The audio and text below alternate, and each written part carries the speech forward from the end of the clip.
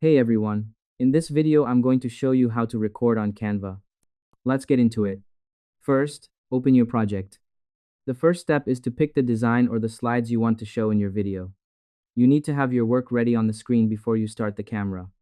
Pick your project from your main screen and wait for it to load. Make sure all your pictures and words are in the right place. You want to be sure your pages look good before you begin talking about them in your video. Next, find the record button. You need to find the special button that opens the recording area. It is tucked away in the sharing menu. Look at the top right corner of your screen and click on the share button. Look through the list and click on the button that says present and record. This button takes you to a different room where the computer turns on your camera and microphone. Next, set up your camera and mic. Now you need to make sure the computer can see and hear you correctly. You will see a small circle where your face will appear. Choose which camera and microphone you want to use from the list on the screen. Look at the screen to make sure you can see yourself in the small circle. Checking your gear ensures that your video has clear sound and a good picture so everyone can see you. Next, start recording and save.